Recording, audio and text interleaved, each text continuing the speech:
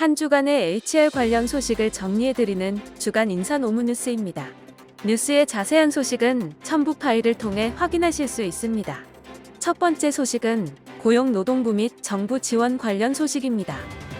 지난 2일 고용노동부와 한국고용정보원은 워크넷 모바일 기업 서비스를 시작한다고 밝혔습니다. 워크넷 모바일 기업 서비스는 코로나 확산으로 고용센터 등을 직접 방문하기 어렵거나 기업 규모가 작아 인사 담당자가 없어도 사업주가 손쉽게 구인 공고를 올릴 수 있도록 돕기 위한 것입니다.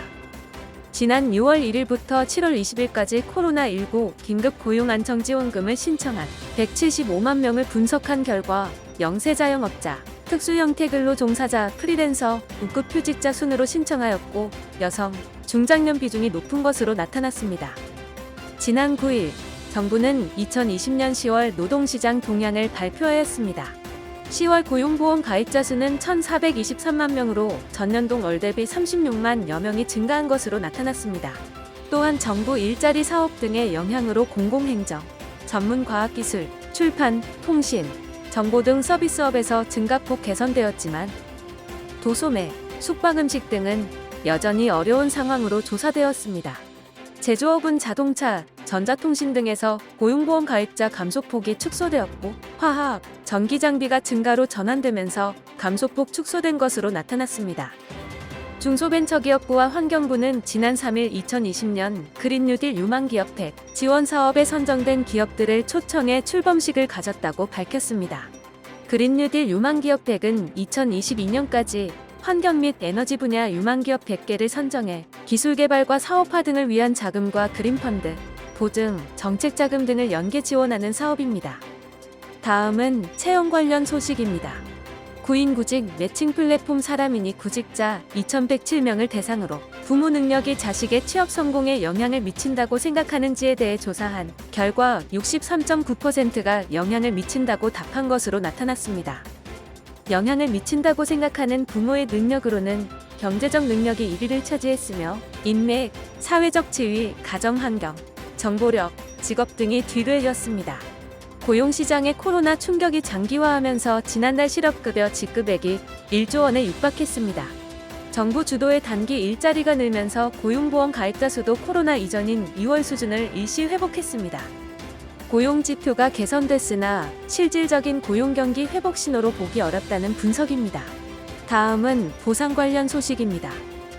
취업포털 인크루트가 직장인 538명을 대상으로 2021년 연봉협상 기대감을 조사한 결과 내년도 연봉협상 예상 결과에 대해 기대가 적다는 응답이 57.9%로 가장 많은 것으로 나타났습니다.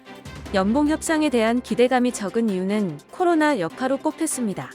연봉 희망 인상률은 평균 9.8%인 것으로 조사되었습니다. 다음은 노동조합 및 노사관계 관련 사항입니다. 한국GM이 노조의 파업 조치에 맞서 신규 투자를 보류한다는 방침을 세우면서 노사 갈등이 점점 더 격화되고 있습니다. 업계에서는 노조 리스크를 빌미로 한국 시장에서의 철수 계획이 언급될 수도 있다는 우려마저 나오고 있는 상황입니다. 이케아 한국법인 노사 갈등은 파국으로 치닫고 있습니다. 8일 관련 업계에 따르면 이케아 노사 양측은 7개월 동안 한국 이케아와 외국 이케아의 차별 논란으로 갈등을 빚어온 것으로 알려졌습니다. 지난 3일 노조는 입장 차이를 좁히지 못하고 결국 쟁의에 돌입하였습니다. 특히 노조가 지난 5일 사측을 경기지방노동위원회에 쟁의 방해 행위로 고발하면서 공권력까지 개입될 상황까지 맞이하고 있는 상황입니다. 올해가 2달도 남지 않았지만 완성차 업계의 임금 및 단체 협약 교섭이 마무리되지 못한 채 장기화하고 있습니다.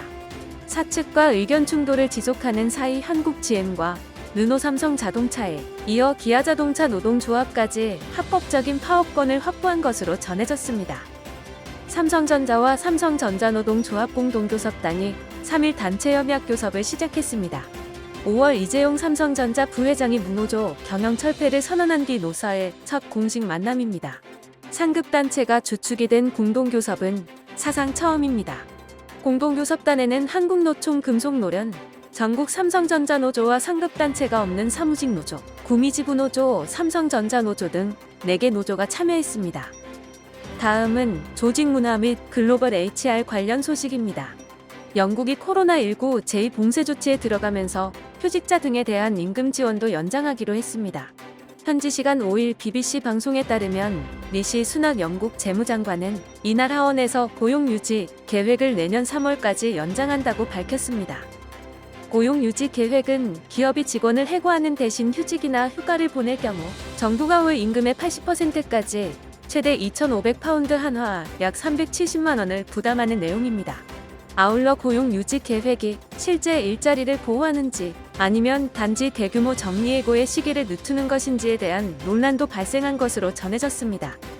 취업 포털 잡코리아는 직장인 510명을 대상으로 코로나19와 복지제도 조사 결과 응답자 중 62.4%가 코로나 사태 이후 건강 관련 복지제도에 대한 관심이 높아졌다고 답했다고 8일 밝혔습니다.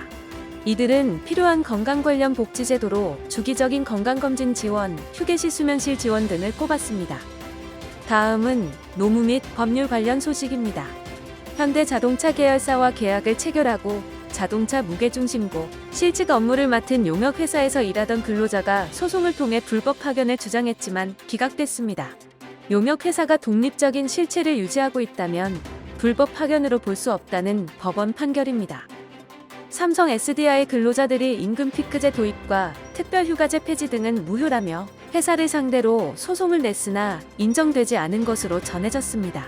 재판부는 취업규칙 변경 절차에서 근로자들의 자유로운 의사에 따른 의견, 집약과 취업 과정을 거쳐 개정된 것으로서 집단적 의사결정 방식에 의한 동의가 있었다고 봄이 상당하다고 판결 이유를 밝혔습니다. 이번 주 주간 인사노무 뉴스는 여기까지입니다. 다음 주는 더 유익한 소식으로 찾아뵙겠습니다. 감사합니다.